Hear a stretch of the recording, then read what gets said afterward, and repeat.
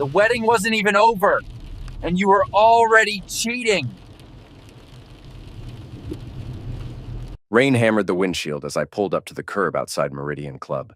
3 women stumbled out, heels clicking against wet pavement, giggling like schoolgirls despite being in their 30s.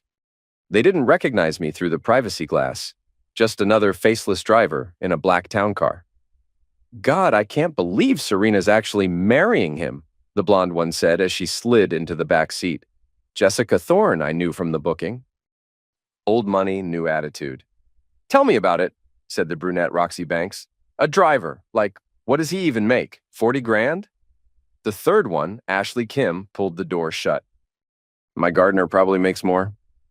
I adjusted the rearview mirror, catching their reflection in the dim cabin lighting. My cap sat low, mask covering half my face. Standard post-pandemic protocol that worked in my favor tonight. The recording notice glowed softly on the door panel, same as always. Everyone sees it. Nobody reads it. Where to, ladies? I asked, keeping my voice neutral. The Brass Monkey on 5th, Jessica said, already back to their conversation. I pulled into traffic, windshield wipers working overtime. The GPS showed 2 routes to 5th Street. I chose neither. Remember when she dated Troy Vale? Roxy was saying. Now that was a man with presence. Investment banking, that penthouse overlooking the river. Troy was gorgeous, Ashley added. And loaded. What happened there? She said he was emotionally unavailable. Jessica made air quotes. Translation, he wouldn't commit to her timeline. So she bounced to the help. They erupted in laughter. I kept my expression blank, hands steady on the wheel. Don't be mean, Ashley said, but she was still smiling. Nate seems nice. Nice doesn't pay for designer handbags, Roxy shot back. Or that apartment she loves so much. Girls living a lie. I took the exit toward River District instead of continuing downtown. The familiar towers of Troy's complex came into view. Although, Jessica lowered her voice, you didn't hear this from me, but the car went quiet except for the rain. What? Roxy leaned forward. She might not be completely over Troy. Sarah told me she still texts with him sometimes. No way. Way. And get this. Jessica glanced around like someone might be listening. Don't tell Serena, but he still has her key. My hands tightened on the steering wheel. I pulled into the circular drive of Troy's building. Driver? Ashley's voice carried a note of confusion. This isn't 5th Street. I turned in my seat, letting them see my face for the first time. Recognition dawned in Jessica's eyes first. Hello, ladies, I said calmly. Change of plans. I spent the next morning in my small home office, editing cabin audio on my laptop. The recording system was completely legal, commercial liability protection with proper notice posted. Every client saw the warning. Most ignored it, like Jessica and her friends had. The 2-minute clip played back crystal clear. Their voices, their words, their casual cruelty. But more importantly, don't tell Serena, but he still has her key. I saved the file to a USB drive and slipped it into my jacket pocket. Serena was getting ready for work when I found her in the bedroom, standing at her vanity mirror applying lipstick. Designer suit, perfect hair, the image of success. She'd built her PR company from nothing, and I respected that. Used to, anyway. How was last night? She asked, not looking at me. Fine, standard pickup. I opened her makeup drawer, slid the USB underneath her foundation compact, and closed it again. She didn't notice. I've got client dinners all week, she said, checking her phone. Can you handle grocery shopping? Sure.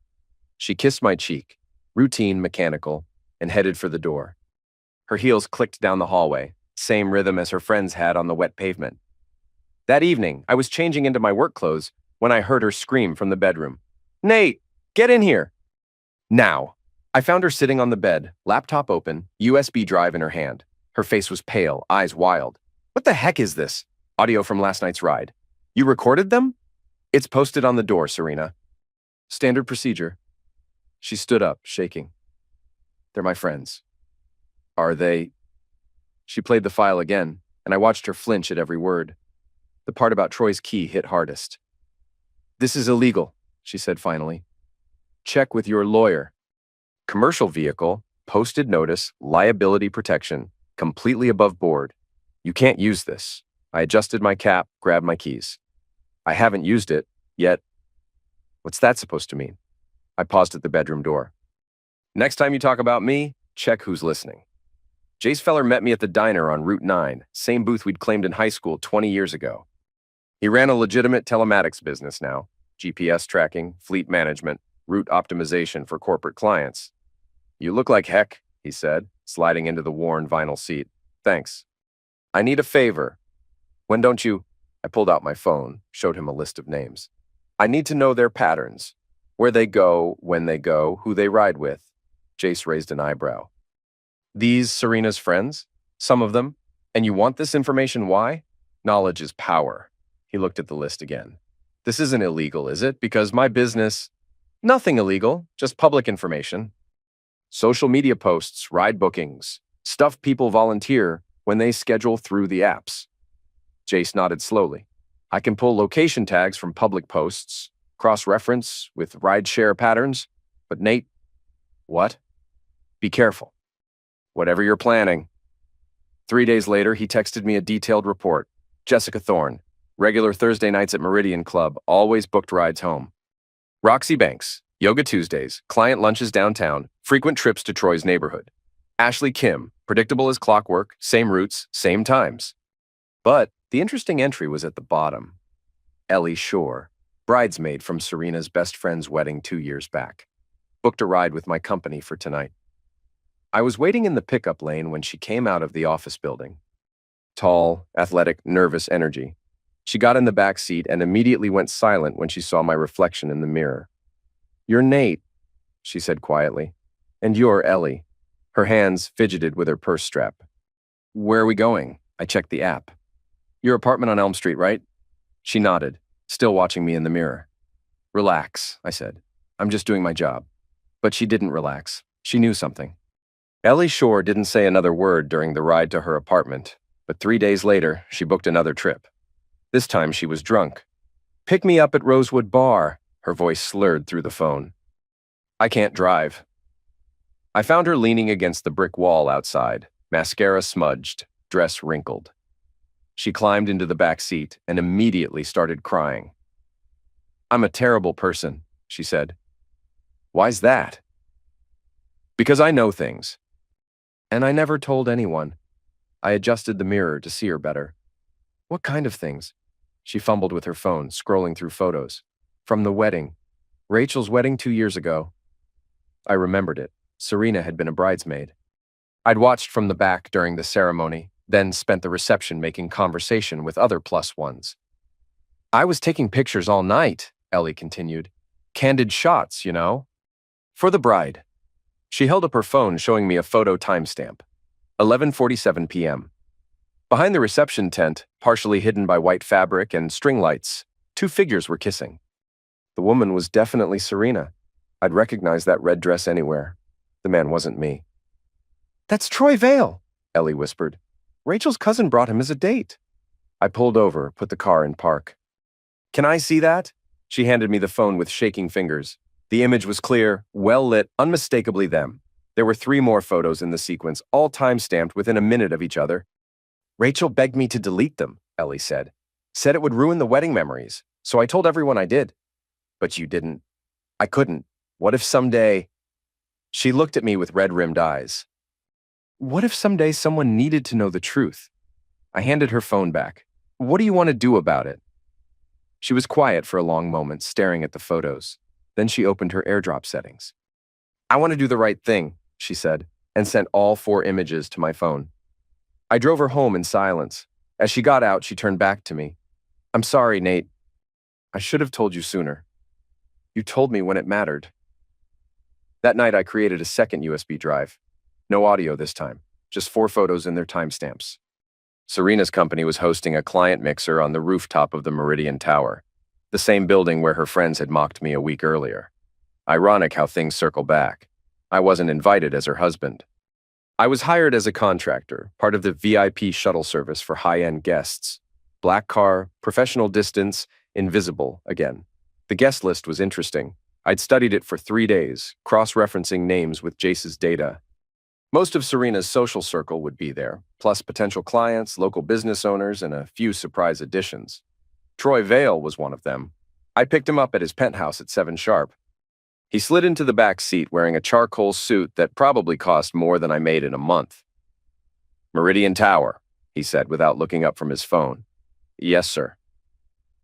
I'd driven him before, though he'd never remembered me. Rich guys like Troy see drivers as furniture, present but irrelevant. Tonight, that worked perfectly. The ride took 12 minutes through downtown traffic. Troy spent it making calls about some acquisition deal, speaking loud enough that I caught every detail. When we pulled up to the tower, I got out to open his door. "Have a good evening, mister." Vale. He grunted something that might have been thanks and disappeared into the building. I parked in the service area and took the freight elevator to the rooftop. The party was already in full swing. String quartet, open bar, city lights twinkling below. Serena stood near the center holding court in a black cocktail dress, her laugh carrying over the music. She was introducing the company's new digital strategy when Troy walked in. The timing was perfect. Her words faltered mid-sentence as she spotted him across the crowd. A few heads turned, following her gaze. The whispers started immediately. I stayed by the service bar, invisible in my driver's uniform, watching the social dynamics unfold. Jessica Thorne appeared at Troy's elbow within minutes. Roxy Banks wasn't far behind. Ashley Kim hung back, looking uncomfortable. The party photographer circulated through the crowd, capturing candid moments for Serena's marketing materials. I made sure to stay out of frame, but I watched him work. Serena finished her presentation to scattered applause, then immediately headed for the ladies' room. I followed at a distance, timing my approach perfectly. She came out of the bathroom looking composed, but I could see the tension in her shoulders. "Hello, Serena." She spun around, eyes wide. "What are you doing here?" "Working, same as you." "You brought him here, didn't you?" "Troy. He booked a ride. I provided service." Her voice dropped to a harsh whisper. "You're trying to humiliate me. I'm trying to make a living." She stepped closer, fury radiating from her like heat. "I know what you're doing, Nate." This whole thing, the recording, following my friends around. "Ma'am, is everything all right?" We both turned. The photographer stood 10 feet away, camera raised, having caught our intense face-off in the frame. Serena's public smile snapped back into place. "Everything's perfect. Just saying hello to my husband." The photographer lowered his camera, looking confused but satisfied. Another candid moment for the portfolio. Serena brushed past me toward the elevator, her shoulder checking mine as she passed. "This isn't over," she whispered. The email arrived in Serena's work inbox at 9:15 Monday morning. I know because I was watching the building from across the street when she got to the office. The sender was listed as concerned friend. The subject line read, "Audio you should hear." Attached was the 2-minute clip of Jessica, Roxy, and Ashley mocking me, and the bombshell about Troy's key. By 9:45, Serena's assistant was fielding calls. By 10:30, 3 different people had come to see her, all looking agitated. By noon, Jessica Thorne was in the lobby, her face red with anger. I watched from the coffee shop across the street as the confrontation spilled onto the sidewalk. Serena and Jessica, voices raised, gesturing wildly. Other pedestrians gave them a wide berth. Jessica stormed off. Serena stood alone on the sidewalk for several minutes, staring at her phone. That afternoon, my windshield wiper held a surprise. A valet parking stub tucked under the rubber blade. The embossed logo belonged to Troy's building. Someone had written his unit number on the back in blue ink. I studied the handwriting. Feminine, educated, not Serena's. Interesting. Troy Vale ate dinner at Porterhouse every Tuesday night. Same table, same routine. Jace had pulled the pattern from social media posts and credit card data available through public records. I timed it perfectly. Troy's reservation was at 8. Serena had a work event across town that ended at 9:30. With downtown traffic, she'd arrive at Porterhouse around 10. I parked across the street with a clear view of the restaurant entrance. Troy emerged at 9:52, exactly when I expected. He handed his ticket to the valet and checked his phone while he waited. Serena's Audi pulled up at 9:57.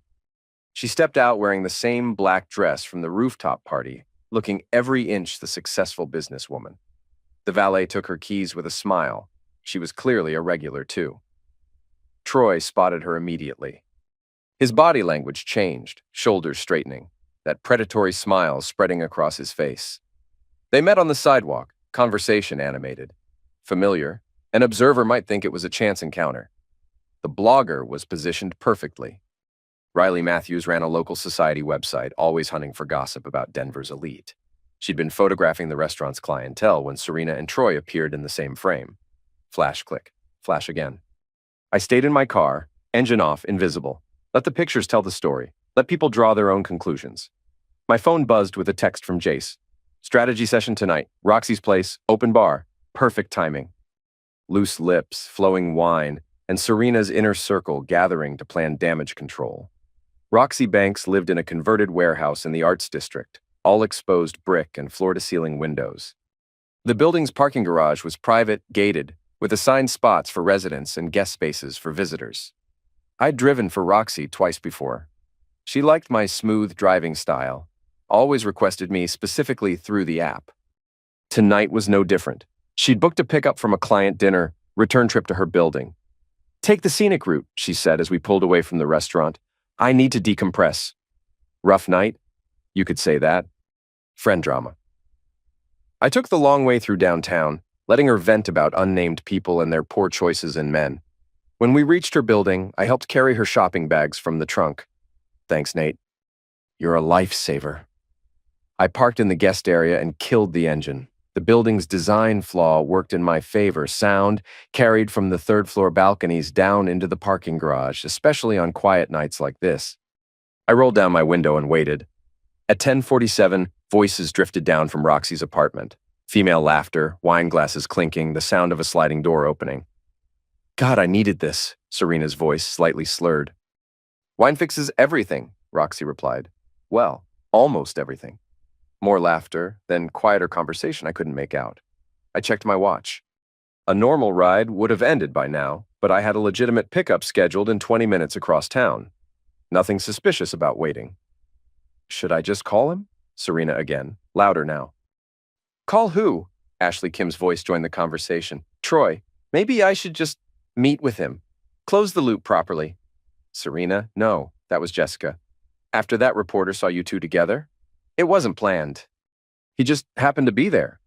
Right, and I just happened to find that recording in my email. Roxy's voice. Look, if you still have feelings, I don't. I don't think I do. It's complicated. Then uncomplicate it. Meet with him. Get closure, but do it right. Somewhere private, no cameras. I started the engine and pulled out of the garage. I'd heard enough. My phone buzzed with a text as I reached street level. Unknown number. Don't forget your keys. I smiled and sent it to Serena. Troy was waiting for me in the parking garage stairwell. I'd expected this. The valet stub under my windshield had been an invitation after all. Someone wanted us to meet. You think you're clever, he said, blocking my path to the elevators. I think I'm employed. Cut the crap, Nate. I know what you're doing. The stairwell was narrow concrete walls on both sides. Troy had positioned himself on the landing above me, using height advantage. Classic intimidation tactic. And what am I doing? Playing games with my life, with Serena's life? I climbed 2 steps, closing the distance between us. Your life? You mean the life where you keep my wife's apartment key? His jaw tightened. That's none of your business. Everything about my wife is my business. Troy stepped down, bringing us to the same level. Close enough to smell his cologne, see the veins in his neck. She came to me, after you two got married. Said she'd made a mistake. Is that what she said? She begged me to take her back. I laughed. You're pathetic. That's when he swung. The punch came fast but telegraphed. Rich boy who'd never been in a real fight. I caught his wrist, twisted, drove my elbow into his solar plexus. He doubled over, gasping. My turn, I said. I grabbed his shoulders and drove my knee up into his ribs. He went down hard, back hitting the concrete wall. His phone clattered across the floor. Stay down, Troy. He tried to get up. I put my foot on his chest, pressed him back against the wall. The key, I said. What? Give me Serena's key. He fumbled in his jacket pocket, pulled out a silver house key on a leather fob. I recognized it. I'd given it to her on our first anniversary. I took the key and picked up his phone. The screen was cracked, but functional. I scrolled through his contacts until I found Serena's number, deleted it, then dropped the phone into the storm drain at the bottom of the stairwell. Next time you want to play games, I said, remember who you're playing with? I left him sitting on the concrete, breathing hard, ego bruised worse than his ribs. That night, I sent Serena a photo of the stairwell and a simple message. Careful. Slippery root. Ellie Shore called me at midnight 3 days later. I can't do this anymore, she said. Her voice was steady, resolved. I'm done covering for her. What happened? She called me tonight. Wanted me to say I never saw anything at the wedding. That the photos were fake, manipulated. I sat up in bed. And? I told her the truth, that I'd been carrying this guilt for 2 years, that it was eating me alive. That maybe if she'd been honest from the beginning. What did she say? Ellie laughed bitterly. That I was jealous, that I'd always been jealous of her success, her relationships, her life. That I was trying to sabotage her marriage out of spite. I'm sorry. Don't be. It was liberating. For the first time in 2 years, I told someone exactly what I saw and when I saw it. No more secrets. The next morning, I called Thomas Bradley, the family attorney who'd handled my father's estate. Conservative, thorough, expensive. I need to discuss separation options, I told him. I see. Grounds? Marital waste. Emotional abandonment. Possible adultery. Evidence? Photographs. Witness testimony. Documentation of gifts and time spent on an extramarital relationship? Recent? Ongoing for at least 2 years. Bradley was quiet for a moment. This is Colorado, Nate. No-fault divorce. We don't need to prove wrongdoing for dissolution. I know, but wrongdoing affects asset distribution, especially if there's been significant marital waste. Come in tomorrow. Bring everything you have. That afternoon, Serena's big presentation imploded. The client pitch she'd been preparing for weeks went sideways when her assistant accidentally sent the wrong draft to the decision-makers. The document was full of track changes and comments, including several disparaging remarks about the client's outdated marketing approach and suburban aesthetic. The client walked. A 6-figure contract gone. Serena blamed me publicly, posting on social media about sabotage from within and people who smile while they stab you in the back. Her followers ate it up, offering sympathy and outrage in equal measure. But her inner circle knew better. Jessica, Roxy, Ashley, they'd all heard the recording of their own voices. They knew exactly who held the knife. I spent Saturday morning cleaning out our apartment. 2 years of marriage, 7 years together before that, reduced to boxes and donation bags. The apartment lease was in my name. I'd been the guarantor when Serena's credit was still recovering from a business loan default. The furniture was mostly mine too, purchased over time as we'd built our life together. I called Goodwill to schedule a pickup. Everything except the essentials. Clothes, electronics, a few personal items. The tax deduction would be substantial. Serena was at a weekend retreat with clients, some team-building exercise in the mountains. She wouldn't be back until Sunday evening.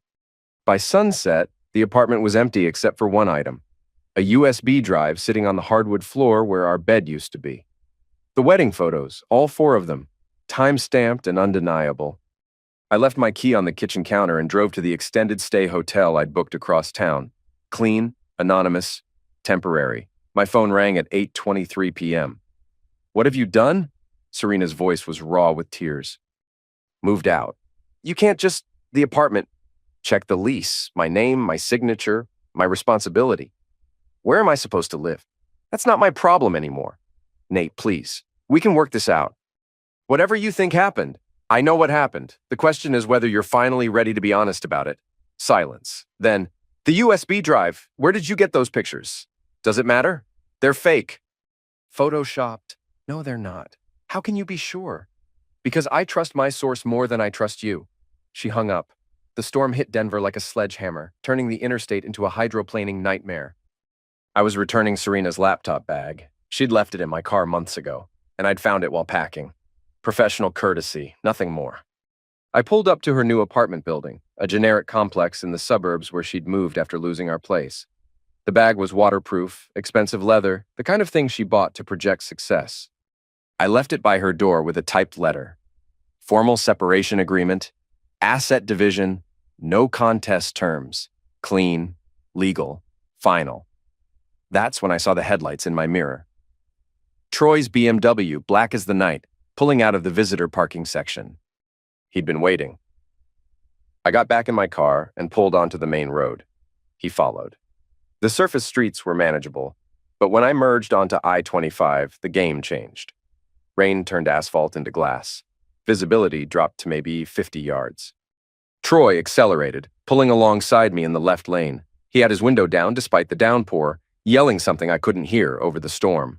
I tapped my brakes. He swerved, overcorrected, and his rear wheels lost traction.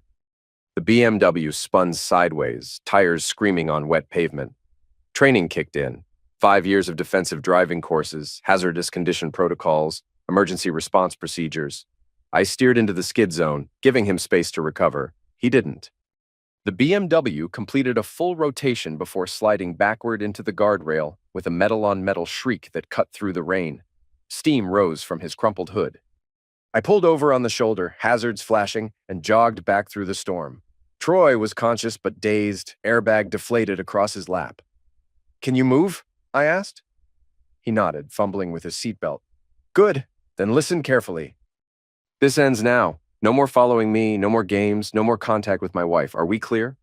He stared at me through the rain, water streaming down both our faces. "Are we clear?" I repeated. "Yeah," he whispered. "We're clear." I helped him out of the car and made sure he could stand on his own. His BMW was totaled, but he'd live. Sometimes that's the best you can hope for. I drove home through the storm, windshield wipers fighting a losing battle against the rain.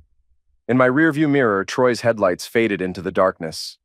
The separation papers were on my passenger seat, signed and notarized. Tomorrow I'd file them with the court. Tonight, for the first time in months, I slept peacefully. But the real confrontation was still coming. Serena booked a ride with me 3 weeks later.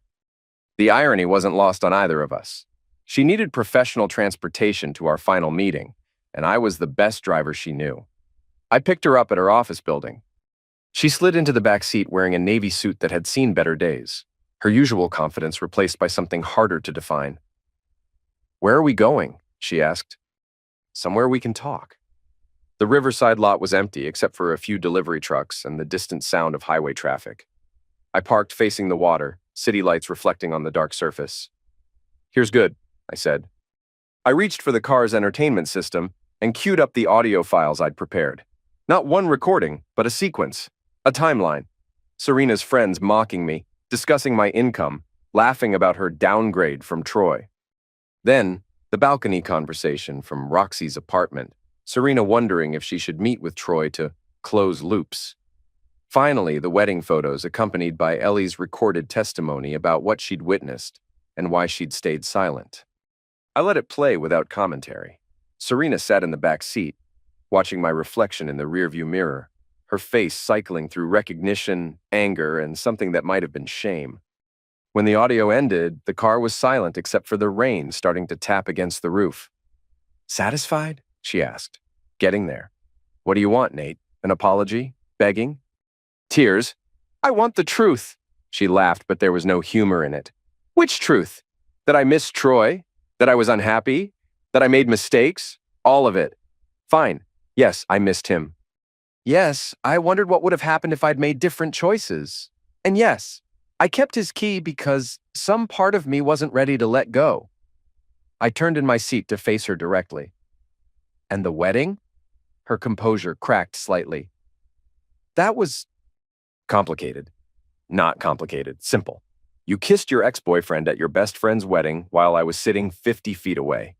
It didn't mean anything. It meant everything." Headlights swept across the lot. A tow truck pulled in, dragging something behind it.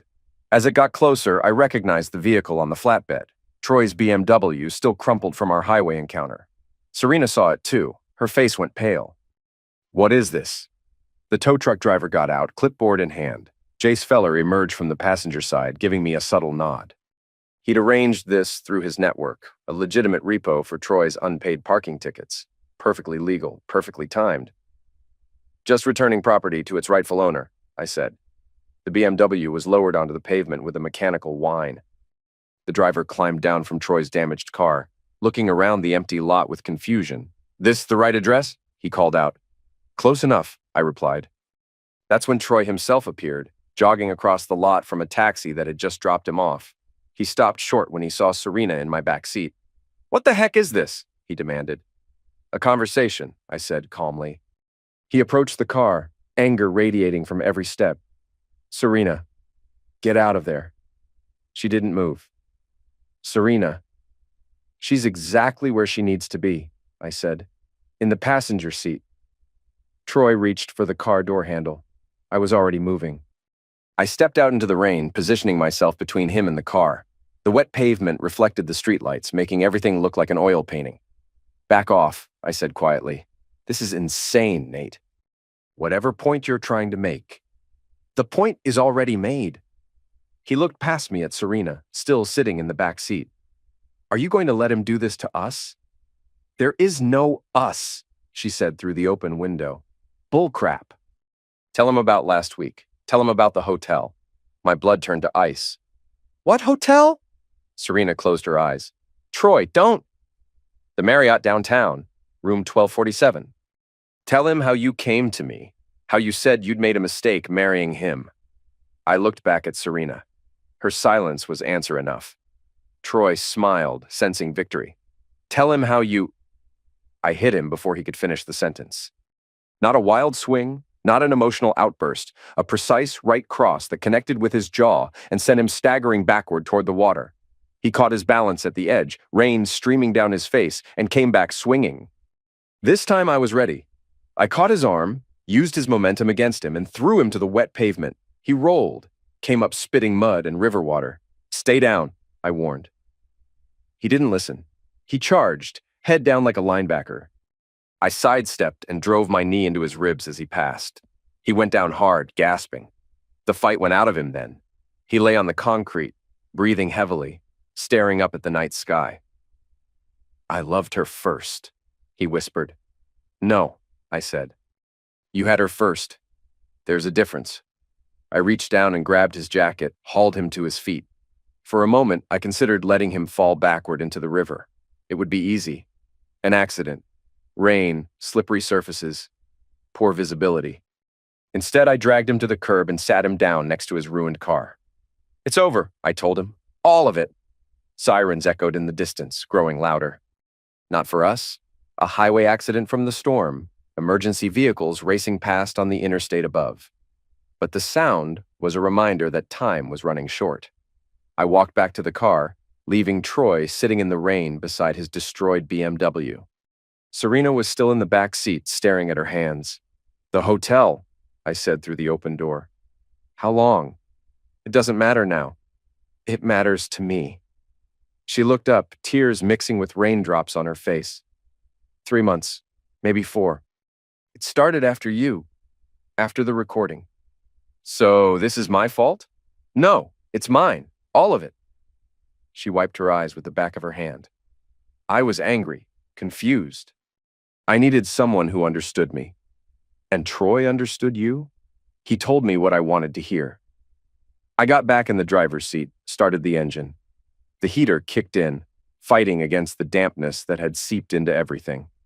What happens now? Serena asked. Now you decide what kind of person you want to be. In the rearview mirror, I watched Troy struggle to his feet, phone pressed to his ear, probably calling for a ride. The tow truck was already pulling away, job complete. Take me home, Serena said quietly. Which home? She was quiet for a long moment. The new apartment. The one you'll never see. I put the car in gear and drove through the rain, windshield wipers keeping steady time like a metronome counting down the final moments of our marriage.